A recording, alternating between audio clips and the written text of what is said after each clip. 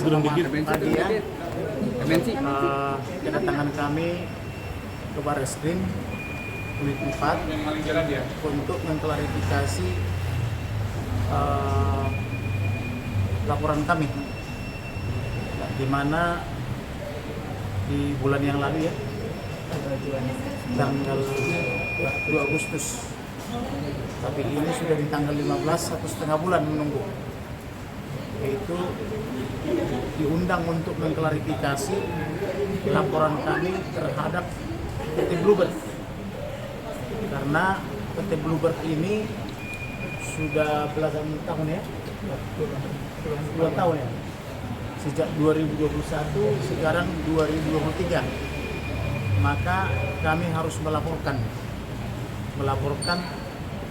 direktur dan komisaris atau pemegang saham yang lain dari PT Bluebird, karena ibu ini telah dirugikan.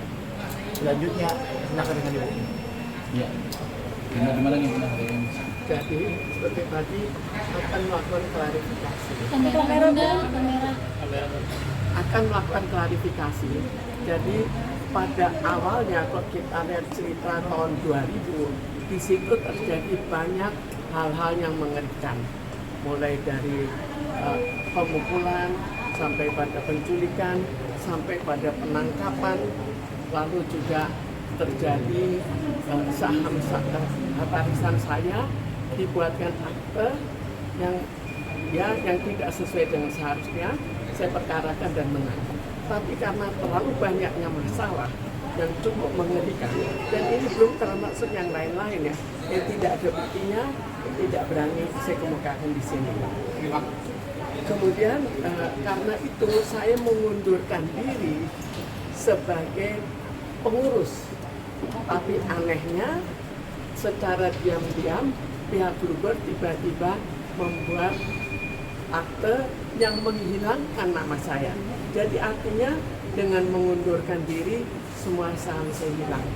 Dan ini yang akhirnya kita gugat karena ya rumusnya kan nggak ada. Apakah ada? Jadi pada dengan perkara ini Bluebird harus membuktikan bahwa kalau memang kita keluar sebagai pengurus, maka seluruh harta kita itu hilang. Tapi sekarang kita, ya apa yang terjadi setelah tahun 2000 itu? Setelah itu ada persoalan bahwa saham saya dihilangkan, dan ada persoalan pembentukan PT Bluebird tanpa kata taksi.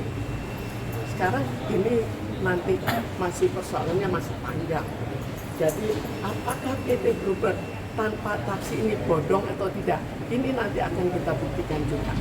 Tapi pada saat ini saya buktikan bahwa harta saya dihilangkan, padahal saya tidak pernah meminta atau memperjualbelikan saham saya. Kenapa bisa hilang? Hanya dengan alasan untuk mengundurkan diri sebagai pengurus. Kan aneh. Ada bukti yang dibawa pun ada ini. Semua bukti saya bawa. Ini banyak sekali Buktinya banyak sekali, tapi intinya adalah ibu ini mengundurkan diri sebagai pengurus, tetapi dibikin mengundurkan diri dari semua. Harusnya bisa dong pengurus, bisa juga pemegang saham. Nah, ibu ini tidak pernah mengundurkan diri dari pemegang saham. Nah, maka dari itu ibu ini sudah somasi pertama, kedua, ketiga, dan seterusnya. Maka oleh karena itu kami laporkan kepada kepolisian supaya kepolisian membuat terang masalahnya, karena ibu ini kepingin di waktu masih hidup masalahnya jelas, ya kira-kira. Bang, perihal yang ibu ini tidak pernah memegang saham berarti hoax, Bang? Kan PT Bluebird sendiri bilangnya begitu, Bang.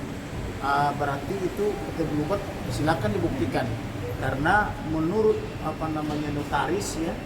notarisnya sudah membuat pernyataan. Notaris itu berpikir ibu ini telah dibayar. Nah, tetapi mana bayarnya? Kamu tahu nggak? Ya, saya tidak tahu, kata notaris. Maka notaris membuat ralat, baik secara administrasi kantor maupun secara administrasi dia. Jadi notaris ini telah membuat terang masalahnya. Jadi ibu ini tidak pernah dibayar sahamnya. Oke? Oke. tadi masalah yang dipertanyakan MNC. Bluebird dan Bluebird Taksi itu ada PT Bluebird Taksi itu perusahaan induk. Setelah terjadi ya pemukulan lalu